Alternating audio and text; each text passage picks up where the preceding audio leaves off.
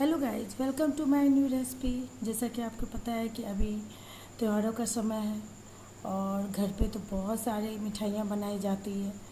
तो रक्षाबंधन भी आ रहा है, तो क्यों ना आज घर पे काजू कतली की बर्फ़ी बनाया जाए, जो कम खर्च में घर पे आसानी से बनाया जा सकता है। तो चलिए बनाना स्टार्ट करते हैं काजू कतली की बर्फ़ी।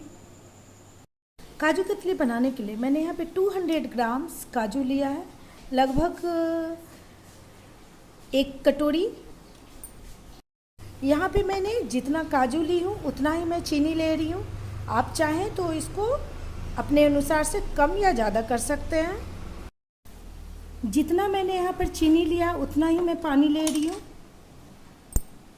बिल्कुल बराबर मात्रा में। फ्लेवर के लिए मैंने यहाँ पर 2 छोटी इलायची लिया है, जिसको कि बारीक कूट लेंगे। अब काजू को मिक्सी के जार में हल्का हल्का चलाकर पीस लेते हैं, इस तरीके से।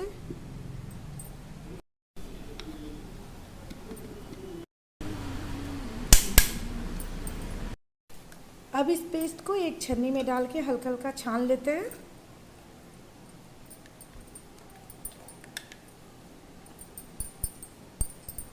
इस तरीके से।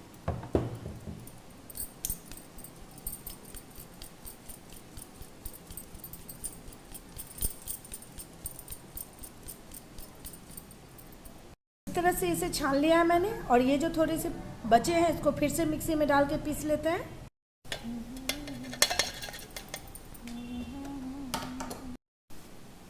ये देखिए, मैंने इसे इस तरह से छान लिया है, और ये जो थोड़ा सा बचता है इसको आप सब्जियों में यानी तो फिर ऐसे भी खा के ख़त्म कर सकते हैं इसको। ये तो तैयार हो चुका है, और अब हमें चाशनी तैयार करना है। यहाँ पर मैंने मोटे तल वाले कढ़ाई लिया है, और अब इसमें मैं पानी डाल रही हूँ।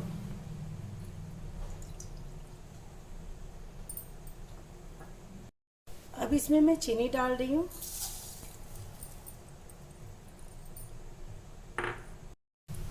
इस तरह से इसको चीनी मिक्स होने तक इसको चलाते हैं, इस तरीके से।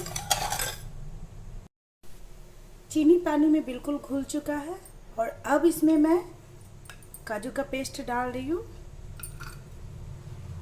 इस तरीके से।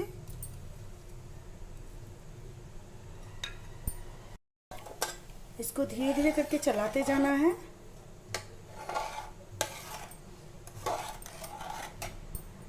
इस तरीके से मैं इसे सारा डाल देती हूँ। अब इस तरीके से इसको मीडियम आंच पे चलाते रहना है, कंटिन्यू चलाना है ताकि ये सटे नहीं। इसको इसी तरीके से मीडियम आंच पे चलाते रहना है। इसको तब तक चलाना है जब तक कि एक आटे का डो जिस तरह से होता है ना, उसी तरीके से इसको तैयार करना है। परफेक्ट। हल्का हल्का ये गाढ़ा हो चुका है। अब इसमें मैं इलायची पाउडर डाल रही हूँ।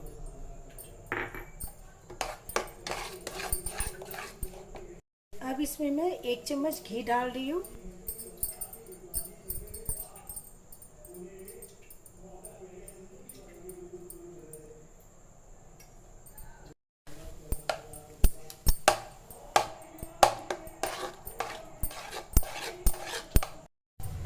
ये इस तरह से, ये देखिए इतना तो डो इसका थोड़ा थोड़ा तैयार हो रहा है, लेकिन अभी इसे और मीडियम आंच पे चलाना है। परफेक्ट। अब लगभग ये डो तैयार हो चुका है। इसको चेक कैसे करते हैं? चेक करने के लिए अपने दोनों हाथों को इससे पानी में भिगो देते हैं, और उसके बाद इसको थोड़ा सा हाथ में लेते हैं। अगर ये हाथ में चिपकने लगे तो ये नहीं हुआ, और अगर इस तरह से गोल गोल हो जाए तो ये तैयार हो चुका है इसका पेस्ट। ये बिल्कुल गोल हो चुका है। तो अब मैं इसे निकाल लेती हूँ दूसरे बर्तन में, और ठंडा होने के लिए थोड़ी देर छोड़ देंगे। अगर आपके पास बटर पेपर नहीं है तो जैसे साड़ी का पन्नी होता है, जो मैंने भी मेरे पास भी बटर पेपर नहीं है तो मैं साड़ी का पन्नी ही यूज कर रही हूँ, तो वो ले लेते हैं। मैं यहाँ पे एक साड़ी का पन्नी ली हूँ जिसमें कि मैं थोड़ा सा इस तरीके से घी लगा लेती हूँ। इसको पूरी सब तरह से इस तरह से फैला लेते हैं।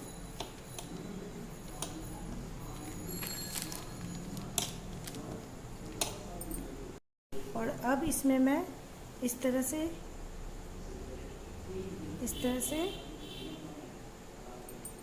इस पे निकाल लेती हूँ सारी पेस्ट को।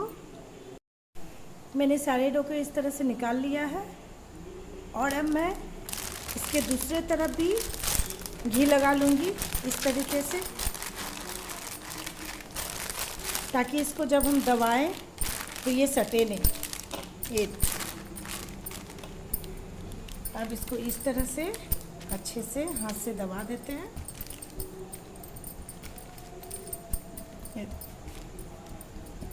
और अब इसको इस तरीके से इसको पुश करते हैं। इस तरीके से इसको हाथों से दबा दबा के फैला लेते हैं।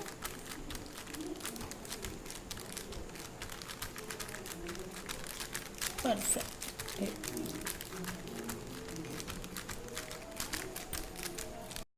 अब इसे एक बेलन की सहायता से इस तरह से धीरे धीरे पुश करना है।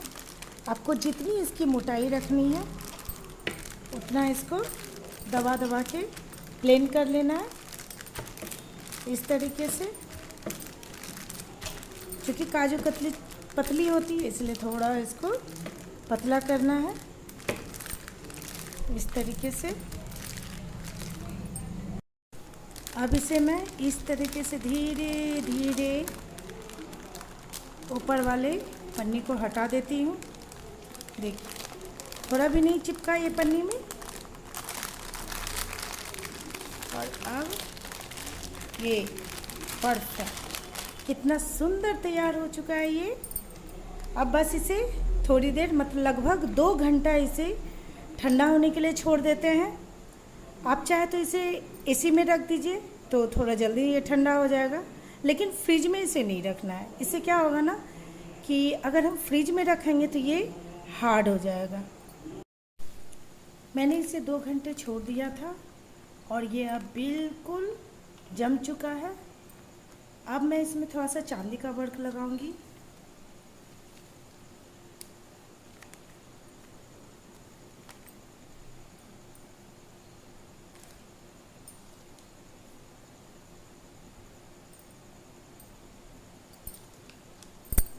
चांदी का वर्क आपको किसी भी दुकान में इस तरह के पैकेट में मिल जाएगा।